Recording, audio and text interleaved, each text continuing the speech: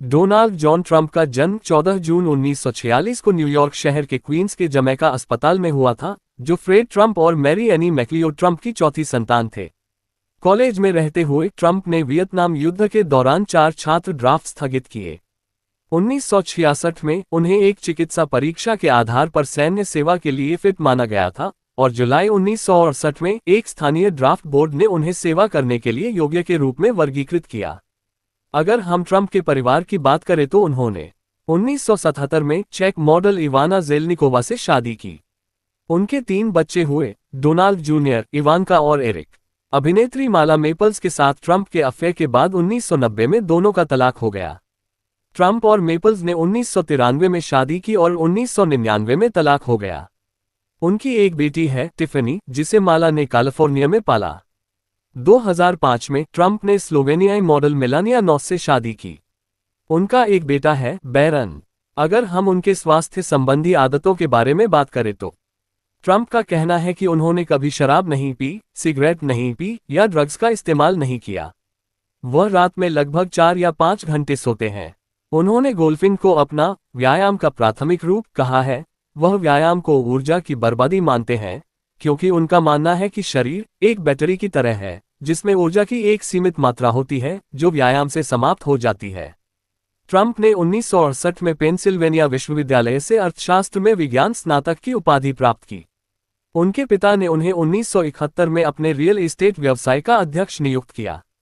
Trump ने इसका नाम बदलकर ट्रंप ऑर्गेनाइजेशन कर दिया और कंपनी को गगनचुंबी इमारतों, होटलों, कैसीनो और गोल्फ कोर्स के निर्माण और नवीनीकरण की ओर पुनः उन्मुख किया।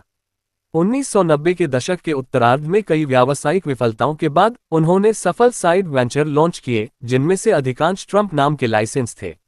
2004 से 2015 तक उन्होंने reality television series the apprentice का सह निर्माण और मेजबानी की।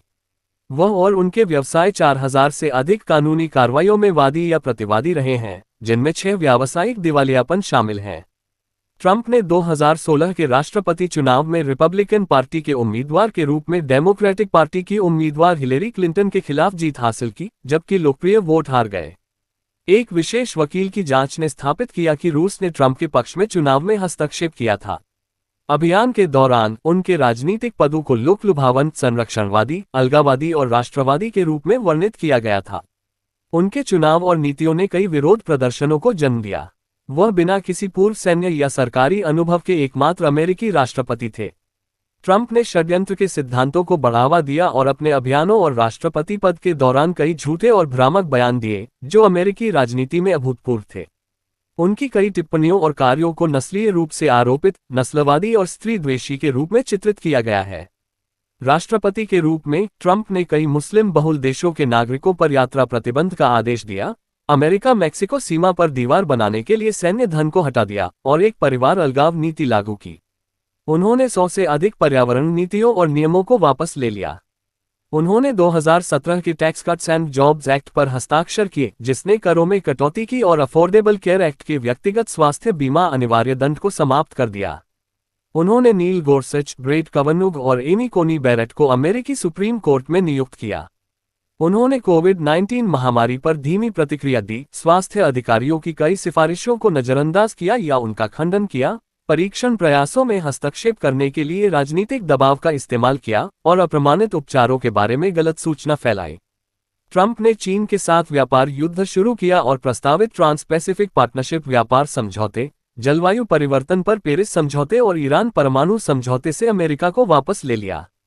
ट्रंप एकमात्र ऐसे अमेरिकी राष्ट्रपति हैं जिन पर 2 बार महाभियोग लगाया गया है, 2019 में सत्ता के दुरुपयोग और कांग्रेस के काम में बाधा डालने के लिए जब उन्होंने यूक्रेन पर जो बिडेन की जांच करने का दबाव डाला, और 2021 में विद्रोह भड़काने के लिए। सीनेट ने उन्हें दोनों मामलों में बरी कर दिया। ट्रंप ने बिडेन से 2020 का राष्ट्रपति चुनाव हारने के बाद हार मानने से इनकार कर दिया, व्यापक चुनावी धोखाधड़ी का झूठा दावा किया और परिणामों को पलटने का प्रयास किया। 6 जनवरी 2021 को उन्होंने अपने समर्थकों से यूएस कैपिटल तक मार्च करने का आग्रह किया, जिस पर उनमें से कई ने हमला किया। विद्वान और इतिहासकार ट्रंप को अमेरिकी इतिहास के सबसे खराब राष्ट्रपतियों में से एक मानते हैं।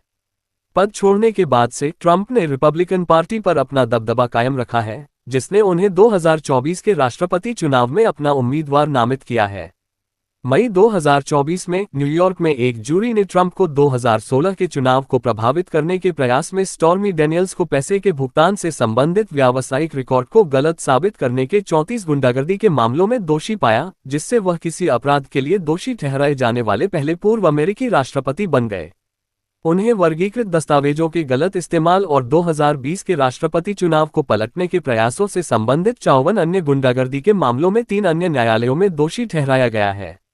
सिविल कार्यवाही में ट्रंप को 2023 में यौन शोषण और मानहानि के लिए, 2024 में मानहानि के लिए और 2024 में वित्तीय धोखाधड़ी के लिए उत्तरदायी पाया गया। पूर्व राष्ट्रपति डोनाल्ड ट्रंप की कुल संपत्ति सार्वजनिक रूप से ज्ञात नहीं है। फोर्ब्स ने दशकों से उनकी संपत्ति का अनुमान लगाया है और जुलाई 2024 तक इसे $6.10 बिलियन होने का अनुमान है, जिसमें ट्रंप ने बहुत अधिक दावे किए हैं। ट्रंप को अपने पिता से उपहार, ऋण और विरासत मिली।